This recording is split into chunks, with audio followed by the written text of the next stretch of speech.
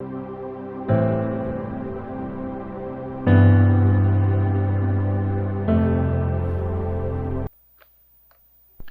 tema da minha mensagem hoje é sendo feliz com muito ou pouco. Olha o que Paulo vai dizer. Filipenses 4, 10 até o 13. Alegro-me muito no Senhor por teres finalmente renovado o vosso cuidado para comigo, do qual, na verdade, estáveis lembrado, mas vos faltava oportunidade. Não digo isso por causa de alguma necessidade, pois já aprendi a estar satisfeito em todas as circunstâncias. Em todas as circunstâncias que me encontro. Verso 12. Sei passar necessidade, sei também ter muito. Tenho experiência diante de qualquer circunstância em todas as coisas, tanto na fartura como na fome, tendo muito ou enfrentado escassez. Posso todas as coisas naquele que me fortalece. Amém. Até aí, olha para cá. Você percebeu que esse versículo, né? Posso tudo naquele que me fortalece, é um versículo maciçamente conhecido, maciçamente dito, só que dito fora de um contexto.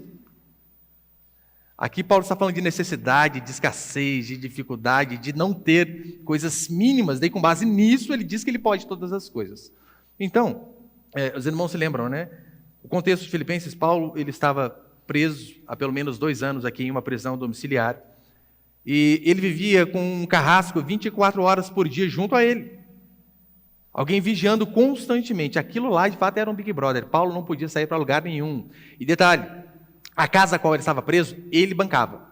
Não era o Estado que bancava, não. Era ele mesmo que arcava com os gastos que a casa ali tinha. E Paulo, ele diz que ele aprendeu o segredo de estar contente em toda e qualquer circunstância.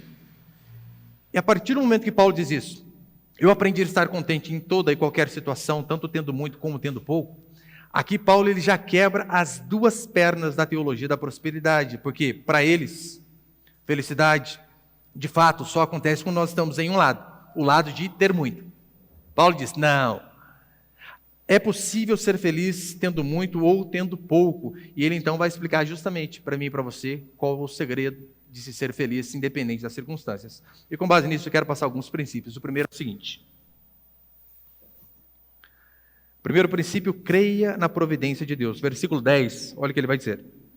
Alegro-me muito no Senhor por teres finalmente renovado o vosso cuidado para comigo, do qual, na verdade, estáveis lembrados, mas vos faltava oportunidade.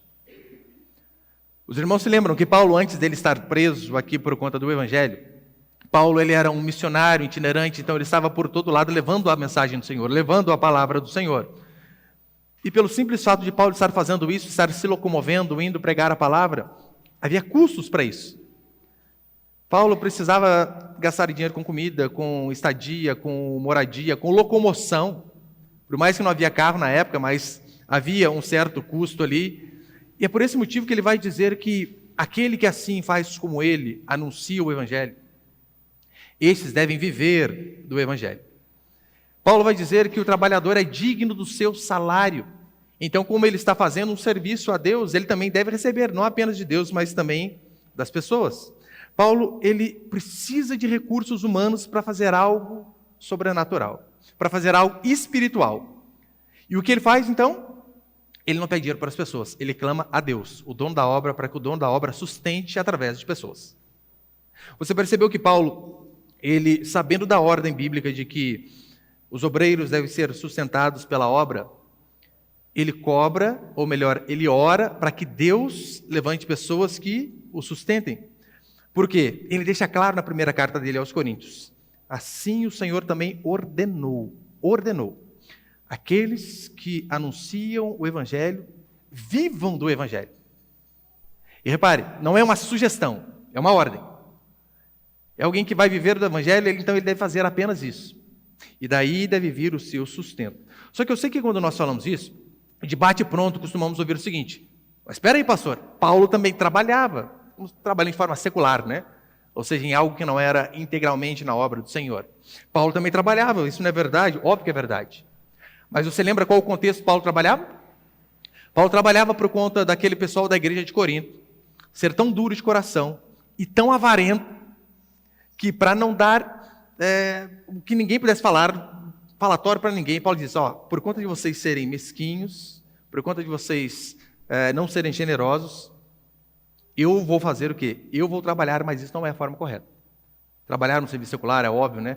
Porque, convenhamos, para que uma pessoa possa desenvolver bem o ministério, queridos, possa trazer uma palavra com substância para a igreja, possa de fato trazer uma palavra que edifica, possa pregar de forma expositiva um livro ou uma carta, meu irmão, o cara não consegue fazendo isso, trabalhando às 7 da manhã, às 5 da tarde, e vindo pregar às 7h30. A não ser que seja Deus, o cara seja um gênio. É necessário que ele se dedique apenas àquilo ali. E a Escritura vai dizer, né, que Paulo ele era do mesmo ofício, de Áquila e Priscila, ele fazia tendas. Mas veja o contexto. Por exemplo, Atos capítulo 18, Paulo deixa isso bem explicado. Quando Silas e Timóteo desceram da Macedônia, Paulo dedicou-se inteiramente à palavra, testemunhando aos judeus que Jesus era o Cristo. Ou seja, Paulo, durante um período, ele trabalhava e era o pastor. Por quê? Primeiro, por conta da dureza de coração do pessoal de Corinto. E às vezes acontece também pelo fato da igreja, momentaneamente, não ter condição de sustentar o pastor. Então isso é necessário que aconteça, ou pode acontecer, mas apenas provisoriamente. Por quê? Aqui a própria igreja de Filipos, que não era a igreja local de Paulo, essa igreja estava sustentando. Outra igreja estava sustentando o apóstolo. Todavia, não é esse o padrão. O padrão é que a igreja local sustente o seu pastor. Quando acontecem casos esporádicos iguais a esse daqui, né, de outra igreja sustentar o pastor, que não é dela, isso na verdade é vergonhoso para a igreja. Para a igreja. Porque o pastor se alimenta do rebanho, então é necessário que o rebanho alimente o pastor. Eu sei que, como eu disse, né, às vezes por alguns períodos, é até compreensível. Vamos abrir uma igreja, por exemplo, abrimos recentemente em Taubaté. Você tem aluguel. Se você vai colocar um pastor já integral ali, normalmente no começo, é muito difícil. É necessário a ajuda de outras pessoas, momentaneamente. De fato, foi isso que aconteceu conosco. Quando eu fui vir aqui para Pinda, estava começando a igreja, e a igreja não tinha condição nenhuma de sustentar o pastor, pagando aluguel, pagando salário do pastor, não tinha condição nenhuma. Então, durante um ano, a nossa igreja de Guaratinguetá, ela custeava 2/3 do meu salário. Durante esse período, nós recebemos essa ajuda para que as coisas pudessem começar a andar. Depois desse um ano, nunca mais recebemos 1 centavo. Isso é bom que estimula o pastor a ser santo e honesto também, né? Porque ele sabe, deu um ano, acabou 2/3, se vira. Então, estimula ele a trabalhar mais, a dedicar mais, a se santificar mais. Por quê? Porque ele precisa fazer essas coisas. E Hernandes Lopes, ele diz algo interessante, né? Ele diz assim, olha, há pastores que tiram o couro das ovelhas. Isso é verdade? É, infelizmente. Mas também há ovelhas que tiram o couro do pastor. Tiram o couro do pastor em que sentido? Já ouviu aquele versículo que é assim, de graça recebestes, de graça dai? Quantas vezes eu já ouvi pessoas dizendo isso para mim? É errado, pastor, receber salário, porque de graça receber, você tem que dar de graça. Eu sempre digo, o que eu recebi de graça? A salvação? A salvação é de graça, por isso que a gente oferece de graça. Fora isso, o quê? O que um pastor recebe de graça? E às vezes as pessoas me chamam para pregar longe, né? E às vezes eu falo, olha, eu nunca cobrei nada, nunca. Eu falo, mas vocês têm que arcar pelo menos com a minha ida, comida e volta, né? Ah, pastor, mas deve ficar difícil. Eu tenho que pagar ainda. Eu tenho que ir, eu tenho que sair daqui, eu tenho que me bancar para abençoar a vida de vocês. É o mínimo. Tanto é que nós, pelo menos, temos o hábito de fazer isso, né? Nós não cobramos nada, pelo menos os pastores da nossa igreja que eu conheço. Só que toda vez, quando nós chamamos alguém para pregar em nossa igreja, nós fazemos questão de ofertar de forma generosa, porque nós acreditamos que esse é o Evangelho. A pessoa larga a família, a pessoa estuda, a pessoa se dedica, acorda cedo, trabalha. E então ela se desloca, às vezes de um lugar longe para vir aqui. O mínimo que nós temos que fazer é abençoar essa pessoa. E como eu disse, tem igrejas que infelizmente elas vão para esse caminho, né? Tem pastores que são picaretas, mas tem igrejas também que o pastor, quanto mais quebrado o pastor é, mais de Deus ele é. Aí quanto menos ele tem, mais as pessoas dizem, esse daí é de Deus, hein? E as pessoas se orgulham, em que sentido? Às vezes dizem, olha, o meu pastor pensa no nome de Deus. Aí você pergunta, por quê? Ele tem apenas uma calça. Todo culto com a mesma calça. Sapato para quê? 2, um preto e um marrom, não precisa mais que isso. Visita irmãos longe de bicicletinha. Então eles dizem isso que quase que se orgulhando, sendo que é uma vergonha. Porque eles não dão as condições mínimas necessárias para o pastor. Porque quanto mais condição ele tem, mais pessoas ele consegue alcançar. Você sabe, né? Eu às vezes eu visito alguns irmãos de bicicleta aqui, mas é por esporte mesmo, porque agora a gasolina está baixando de novo, graças a Deus. Antes não era muito não. Porque daí hoje o Uno útil é agradável ali, né? Mas é óbvio, de carro você consegue alcançar muito mais pessoas, ir a muitos mais lugares. Olha, da minha casa até aqui ao salão da igreja, e eu andando, dá 30 minutos. E eu pedalo forte, né? E daí volta 1 hora. 1 hora eu poderia ter feito 2 visitas. Então, nós também não podemos ir para esse lado, né? Achar que, olha, o pastor bom é aquele pastor que é um miserável, que não tem nada. Isso é um absurdo. De graça recebeis, de graça dai, não está falando no sentido de que, olha, a pregação, né? A pregação, ela vem, você acha que vem como, né, amém? Você acha que eu chego aqui antes do culto e falo assim, Senhor, é agora. Vai! Sai! Não. Se tem uma coisa que é caro, é livro. E o pastor vive disso. Então não existe essa história de graça recebeste, de graça dai, né? A não ser a salvação mesmo. E qual é a forma que Deus estabeleceu para que a igreja fosse sustentada? Dízimos e ofertas. Esse é o padrão estabelecido aqui na Escritura. É através da fidelidade dos irmãos. É através da generosidade dos irmãos, que você sabe, né? Fidelidade é diferente de generosidade. Se você tem um dízimo de 10 mil, aleluia, recebo. E você é fiel com o seu dízimo. Você ganha 100 mil e é fiel com 10. E o outro ganha um salário, 1.200 e é fiel com 120. Vocês são fiéis iguais. Fidelidade é uma coisa, generosidade é outra. Por isso que, por vezes, você vê pessoas que ganham menos, muito mais generosas do que aqueles que ganham muito. Porque a generosidade tem a ver com a questão do coração mesmo. Então, a manutenção do prédio, o auxílio dos necessitados, nós tentamos fazer isso da melhor maneira possível, né? Quando nós vemos algum irmão realmente necessitado. Porque você sabe, né? Nem tudo que você diz que é necessidade é necessidade. Igual uma vez o irmão, ele disse para mim, né? Ele estava com um problema na rede elétrica da casa dele, eu conversei com os irmãos e disse, irmãos, olha, a gente precisa ajudar, né? Compramos uma fiação, eletricista, aí fomos lá e arrumamos a casa do irmão. Joia. Passou uns 2 meses, ele veio falar comigo o seguinte, pastor, é o seguinte, o documento do meu carro está vencido, tem como a igreja ajudar também? Irmão, sinto muito. Não tem como. Você imagina se a gente abre esse precedente, daí todo mundo vai chegar com o PVA, documento aqui, pastor venceu. Não dá. E outra coisa, isso não é necessidade? Às vezes uma bicicletinha, uma caminhada resolve, mas a manutenção do prédio, ajuda aos necessitados, o salário do pastor, tudo isso vem da arrecadação da igreja. Tanto é que Paulo, você percebeu aqui que ele se alegra por conta daquelas pessoas terem renovado o compromisso com ele? Oh, Deus, vocês se lembraram de mim novamente, louvado seja Deus. Então aqui, queridos, nós já vemos basicamente o resumo da carta de Filipenses.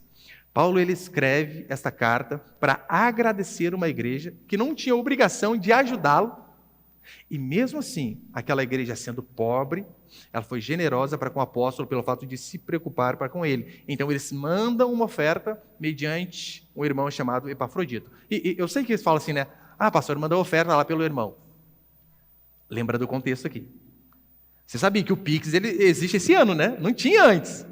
Você imagina, não era assim, né? Paulo está passando uma necessidade, ele mandou uma mensagem lá para o Sulano e disse assim, ó, irmão, só o Pix da igreja de Filipenses aqui é tal, né? Ajuda. Não tinha. Não tinha Pix, não tinha caixa eletrônico.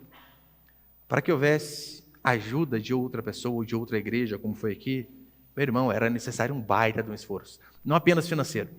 Porque arrecadar o dinheiro para ajudar alguém é uma coisa, e talvez a parte mais fácil. Se coloque no lugar desse povo aqui. Não tinha carro. Qual o meio de transporte da época? Barco. Acho que nem barco motorizado tinha. Barco, camelo, sandália. Aí então você vê que esses irmãos, eles fizeram realmente muito além do que estavam as forças deles. Por quê? A distância de Filipos a Roma era 1.270 quilômetros aproximadamente ali. 1.270. Quer ter uma noção qual era essa distância de Roma até Filipos? De carro, se você saísse daqui e chegasse até Porto Seguro. Porto Seguro tem 80 quilômetros a mais ali. 20 horas de viagem. Ou se você pegar sentido sul, Pindamonhangaba, Porto Alegre. Essa era a distância que Epafrodito saiu, depois de colher a oferta daqueles irmãos, para levar para o apóstolo Paulo. 20 horas de carro. Você imagina, barco, camelo e sandália. Demorou dias. Então é de suma importância. E ainda assim nós vemos que tudo isso não impedia aquela igreja de participar das aflições de Paulo. Porque eles poderiam dizer assim, né? Paulo, a gente até ia ajudar, né? Arrecadei dinheiro aqui com os irmãos para te ajudar, mas 1.200 quilômetros, Paulo, poxa, não dá. Nem isso foi empecilho. É tão certo que eu coloquei uma frase, ele põe, por favor. Warren Wiersbe, ele diz assim: os filipenses se preocupavam com o apóstolo, mas até então não havia tido oportunidade de ajudar. Muitos cristãos hoje têm a oportunidade de ajudar, mas lhes falta interesse de ajudar. Os filipenses, eles tinham interesse e faltava oportunidade. Inúmeros cristãos hoje têm oportunidade, mas não têm interesse. Você acha mesmo que se você agir como esses homens aqui, esses homens e mulheres, em ajudar a sustentar a igreja, você acha que vai faltar para você? Não vai. Pode ter certeza que não vai. E como eu disse, é interessante que Paulo ele pede a Deus e Deus usa pessoas. Por quê? Você ser usado para sustentar uma obra, meu irmão, você não tem noção o quão gratificante é. Tem irmãos que estão com a gente aqui há mais de 5, 7, 10 anos. Eles lembram de como a gente começou a igreja lá na casa, na varanda do irmão que você deu para a gente, tinha um cachorro chato, vadedel, que atrapalhava por toda vez. Às vezes a gente chegava, a irmã deixava a chave lá, a igreja estava imunda de necessidade de cachorro. Lá atrás. Então você vê, você sendo um instrumento nas mãos de Deus para que a igreja se mantenha, meu irmão, é algo espetacular. Em contrapartida, você repare, você orar a Deus para que Deus sustente a obra e levante pessoas, isso é algo fantástico. Agora, se você fica pedindo diretamente para as pessoas, é algo vergonhoso. Veja que Paulo ele faz diferente, ele ora a Deus e Deus usa pessoas. Ele não fica mendigando as coisas para as pessoas. Por quê? Para cristão é vergonhoso. Vergonhoso ficar pedindo dinheiro emprestado. Olha, eu já vi caso terrível, né? De eu saber, o irmão está devendo para o outro, e eu vou procurar saber, ele estava devendo para 3. Emprestou desse, emprestou do outro, emprestou do outro. Para a gente que é cristão, é vergonhoso esse tipo de coisa. Pastor ainda muito mais, né? Onde assim o pastor fica pedindo dinheiro emprestado para irmãos da igreja? Isso é absurdo. Há umas 2 semanas, mais ou menos, eu conversava com o irmão, ele não é da nossa igreja, mas ele teve a oportunidade também de ingressar no ministério ali, né, começando e sendo integral da igreja. E ele estava ali falando para mim, puxa vida, pastor, eu não sabia que era tão difícil, né? Porque ganha pouco, e a igreja dele bem maior que a nossa. Então esse irmão estava ali falando para mim, pastor, puxa, eu não sabia que era tão difícil, né? Eu ganho pouco. Daí eu falei, você ganha quanto? Ele falou um valor lá que eu falei, nossa, você está começando a ganhar mais que eu já. É sério. E o irmão tem filhos pequenos, só que tem casa própria.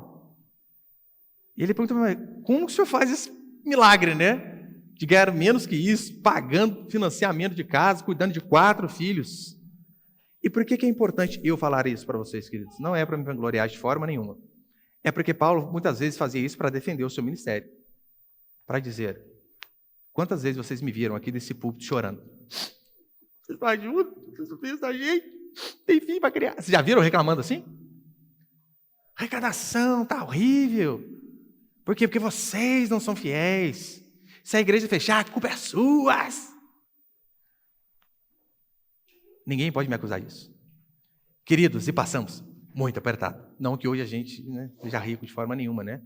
Mas pelo menos a corda desceu para a barriga. Não está mais no pescoço. Os irmãos mais antigos aqui são testemunha. Eu fiquei 5 anos. 5 anos sem ao menos receber subsídio, que é aquele reajuste de acordo com a inflação. 5 anos. Durante esse período, houve meses em que a igreja não pôde pagar o meu salário integral e ninguém nunca me viu reclamando. Porque eu preciso acreditar que o Senhor vai sustentar. É assim que funciona. Nunca pedi dinheiro emprestado para ninguém. Para ninguém. Porque se irmãos é feio, pastor é muito pior. Para não ser desonesto, uma única vez. E olha que eu relutei para fazer. Porque eu estava vindo para mudar para cá, para Pinda, vindo de Guará para cá. E eu tinha financiado uma casa, né? Tinha entrado com os processos para financiar a casa. E eu vim de moto, juntei o dinheiro que eu tinha saído do serviço, vendi almoço para comprar janta, tudo que eu podia juntar eu juntei para dar de entrada na casa. E eu era, igual sou hoje, autônomo, né? Nem registrado sou. E então saiu o financiamento para mim, eu fiquei feliz da vida. Daí a moça falou assim, olha, então você precisa vir aqui amanhã só acertar a parte da documentação. E como eu tinha dado tudo na entrada, eu tinha zerado. Tinha nada. E eu lembro que na época, acho que eram uns 4.000, 4.500, alguma coisinha assim. Eu falei, puxa vida, e agora? E eu tinha prazo, eu tinha 2 dias para acertar isso aí, se eu não me engano, 2 dias. E eu falei, não, eu não vou pedir para ninguém, não vou, né? Não dá. Não tinha como fazer empréstimo, por quê? Porque nem conta em banco eu tinha, só tinha débito. Quem que vai emprestar, né?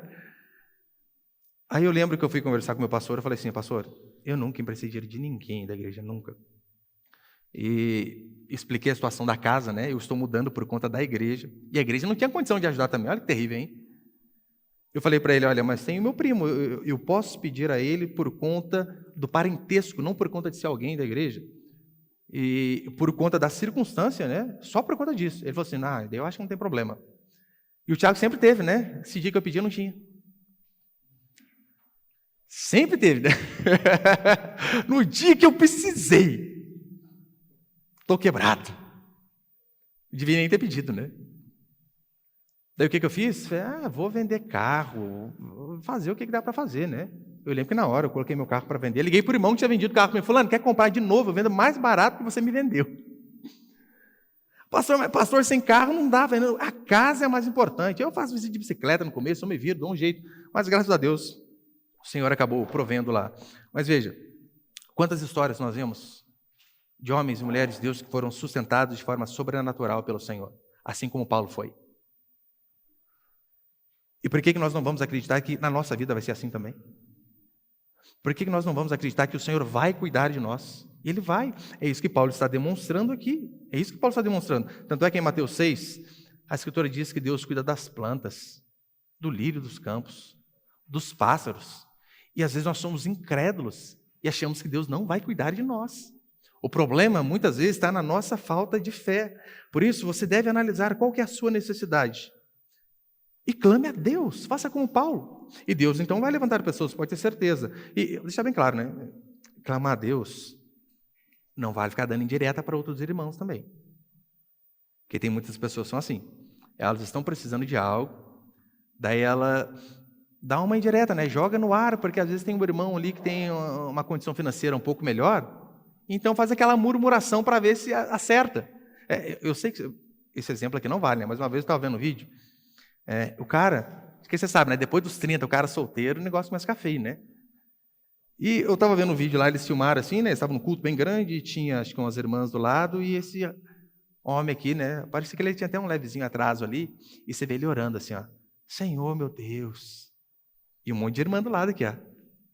O que adianta ter 3 empresas e não ter uma esposa? Senhor, o que adianta ter um salário muito superior a 10 mil se eu não tenho uma esposa para compartilhar? Absurdo, né?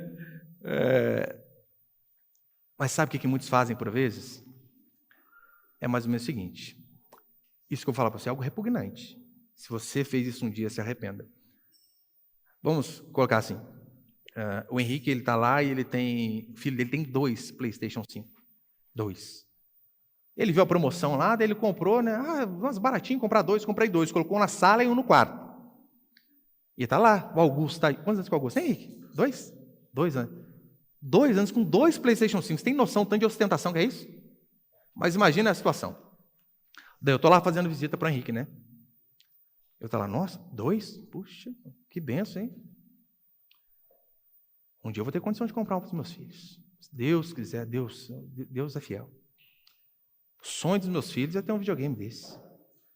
Ai, que Deus dê a graça um dia de eu realizar o sonho dos meus filhos, porque você sabe, né? Nossa, quando a gente não faz aquilo que o filho quer, o sonho de um filho, a gente fica tão mal. Você percebeu que eu dizendo isso, eu já estou meio quase que forçando o irmão, pastor, tem 2, leva um.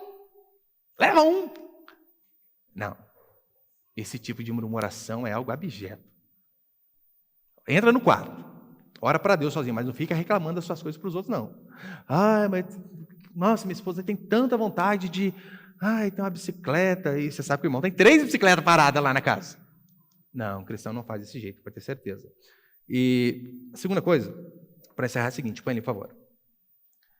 Saiba de onde vem a sua força.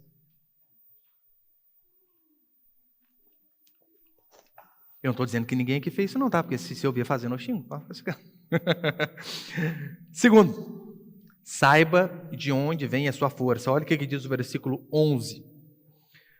Não digo isso por causa de alguma necessidade, pois já aprendi a estar satisfeito em todas as circunstâncias em que me encontro. Paulo, ele está se regozijando pelo fato de pessoas estarem o ajudando. Ele poderia aqui, com certeza, ser acusado de mercenário, de ganancioso, de viver das custas dos outros. Poderia, claro que poderia. Paulo, ele diz que ele aprendeu a estar satisfeito em toda e qualquer circunstância. Ou seja, o contentamento que nós temos interior é algo ultra circunstancial. Não depende daquilo que você tem, de como está a sua conta bancária, dos bens que você possui. Paulo diz que o contentamento vai além disso. Mas você percebeu como muitas pessoas, e às vezes, por vezes, nós, cristãos, a nossa alegria depende do momento. Se a circunstância é favorável, o soprano favorável, a gente fica feliz. Está empregado? Ai, Senhor, louvado seja o teu nome. Perde emprego, perde a paz. Bate uma enfermidade à porta, acaba todo tipo de alegria. E nós não percebemos, mas a nossa alegria estava em coisas e não no Senhor. Há pessoas que conseguem se alegrar apenas quando elas possuem bens, quando elas estão com dinheiro sobrando. Paulo aqui tinha todos os motivos do mundo para estar angustiado, preso, com a grande possibilidade de ser decapitado, de morrer, com divisões na igreja, com irmãs brigando, e ainda assim ele disse que o contentamento dele não baseava-se na circunstância. Eu e você devemos lembrar que não devemos ficar reclamando das coisas. Não devemos ficar murmurando. Porque isso é um claro sinal de pessoas que não são gratas por aquilo que o Senhor tem feito. Se você vive reclamando da casa que você tem, do carro que você tem, da família que você tem, do emprego que você tem, como Deus vai te abençoar se sua vida é reclamar? Como? Devemos aprender a ser mais contentes, independente da circunstância, porque ingratidão, meu irmão, só atrai, na verdade, amargura, angústia e frustração. E quando Paulo diz assim, olha, eu aprendi a estar contente em toda e qualquer circunstância, esse termo ali, né, aprendi, significa literalmente, fui iniciado no segredo. Era usado no estoicismo e hoje é usado maçonaria, por exemplo. Quando a pessoa começa, né, a maçonaria, ela foi iniciada naquele segredo ali da religião. Esse é o termo aqui que Paulo está usando. E ele diz que ele foi iniciado em aprender a se contentar. Ou seja, o contentamento ele precisa ser aprendido. Nós precisamos aprender a estar contentes. E como que nós aprendemos a estar contentes? Uma das formas é você não ficar se comparando com o vizinho. Porque se você fica se comparando sempre com outra pessoa, meu irmão, você sempre vai ser um frustrado ou um arrogante. Porque você sempre vai achar pessoas que têm mais que você. Então isso vai te deixar frustrado e com inveja. Daí você está lá, ralando para trocar um carro. Daí você consegue trocar o carro 89 por um 93. É um avanço, 4 anos. Seu vizinho, um ímpio, no mesmo dia aparece com Honda Civic 0. Você murcha, né? Senhor! Por quê? Porque o seu padrão de contentamento está em bens materiais e não na graça do Senhor sobre a sua vida. Então eu e você precisamos aprender a não ficar comparando com os outros, com aqueles que têm mais, porque isso vai gerar em nós inveja. E nem com aqueles que têm menos, porque isso vai gerar em nós o quê? Arrogância. Óbvio. Você vai ficar arrogante, ó. Nossa, fulano lá, né? Quebrado, eu, graças a Deus, né? Olha a minha sabedoria, o meu investimento, os meus empreendimentos. Olha o tanto que eu tenho. Os filipenses, eles ajudaram Paulo, e Paulo aprendeu a ser grato por aquilo que eles fizeram. Paulo aprendeu a estar contente em toda e qualquer circunstância. E quando ele diz isso, já estou encerrando, né?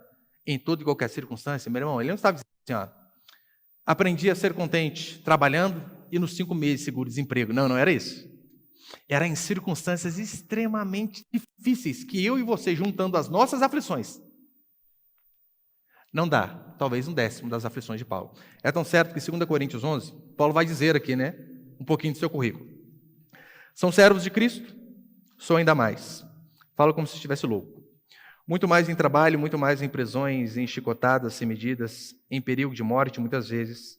5 vezes recebi dos judeus 39 chicotadas, 3 vezes fui espancado com varas. Uma vez fui apedrejado, 3 vezes sofri naufrágio, passei um dia e uma noite em mar aberto.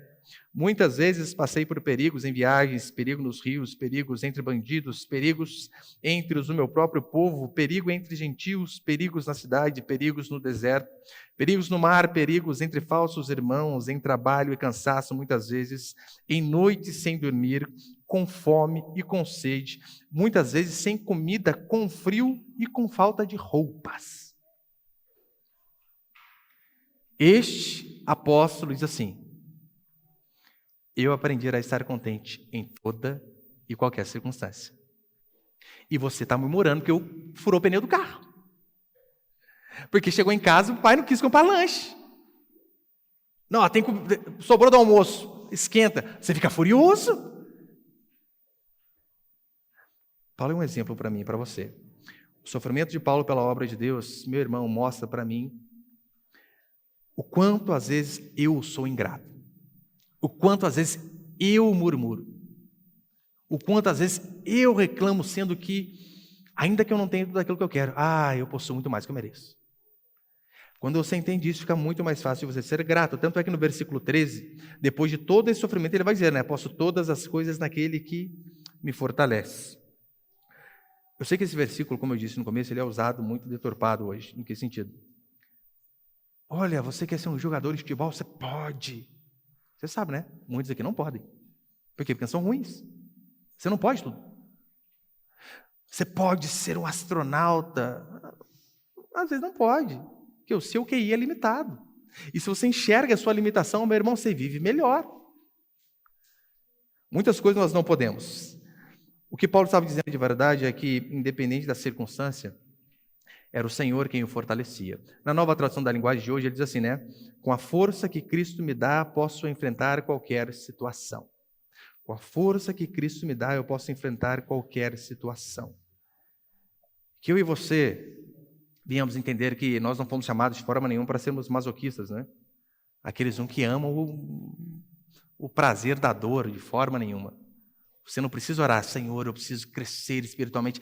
Manda sofrimento de forma nenhuma. Mas em vindo o sofrimento, jamais devemos esquecer que nós sabemos em quem nós temos crido.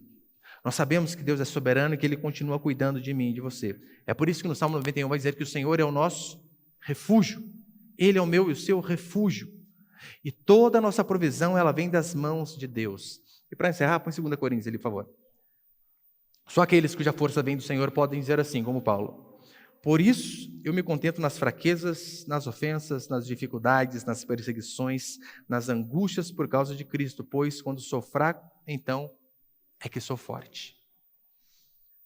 Meu irmão, se você entende que a sua provisão, o seu sustento vem do Senhor, se você entende que é o Senhor quem guarda a sua vida, até os momentos de frustração, você vai saber que essas coisas de alguma forma cooperam para o meu bem. Então que nós possamos sempre lembrar que o Senhor sempre cuidou dos seus filhos e Ele vai cuidar de mim e de você.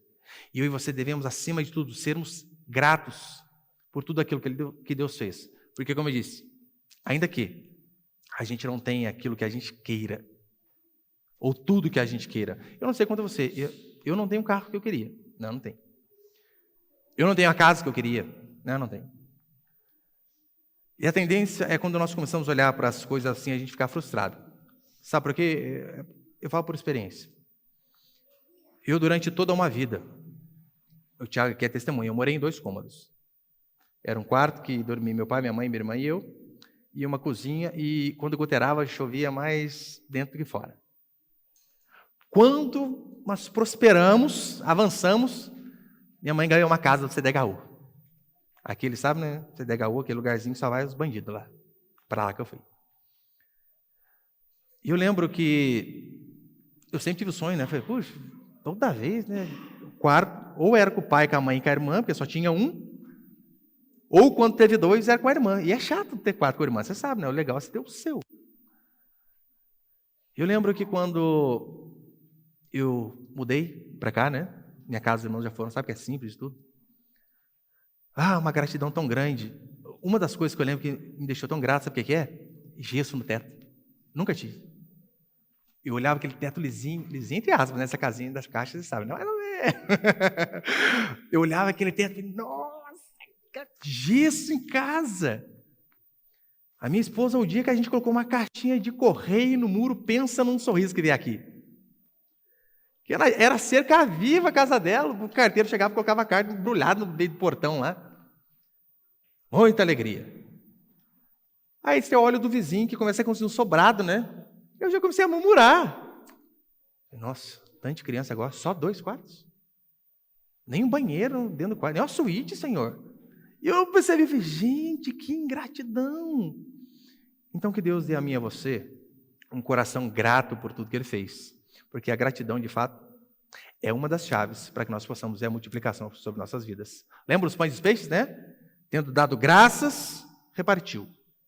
Gratidão é de suma importância. Amém, meus queridos?